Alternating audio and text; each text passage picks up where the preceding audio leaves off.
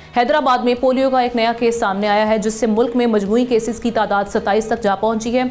UN के आज़ाद monitoring board ने अपनी रिपोर्ट में ये कहा है कि 37 बरस की मेहनत और 22 अरब डॉलर खर्च करने के बावजूद दुनिया अभी तक इस मरज से निजात नहीं पा सकी। पाकिस्तान में नाजरीन, पोलियो के बढ़ते केसेस एक बार फिर तशवीश की लहर पैदा कर रहे हैं। हालिया इंसदादे पोलियो मुहिम के दौरान सिर्फ सिंध में 35,000 वालिदैन ने बच्चों को वैक्सीन पिलाने से इनकार किया। इनकार करने वालों में 34,000 वालिदैन का ताल्लुक कराची से है, जबकि सिर्फ ज़िला शर्की में अगर हम वहाँ की बात करें तो 8,000 बच्चों को कतरे नहीं पिलाए जा सके। इंसदादे पोलियो मुहिम यकम से 7 सितंबर तक सिंध के 25 अजला में चलाई जाएगी, जिसमें कराची में 21 लाख बच्चों को वैक्सीन पिलाने का हदफ रखा गया था।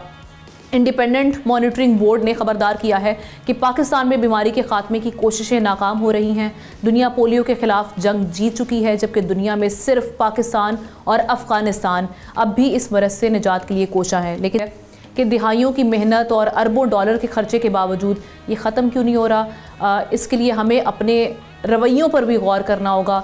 और खुदारा हम अपने प्लेटफॉर्म से कई बार आपसे अपील कर चुके हैं, ये जो कतरे हैं ये आपके बच्चे के मुस्तकबिल को सेव करने के लिए हैं, ना कि उसको रूअन करने के, उसको बर्बाद करने के लिए। पता नहीं आप लोगों के क्या माइंडसेट है जो आपने सोच लिया हुआ है कि जी इससे पता नहीं क्या क्या मामला हो जाएंगे।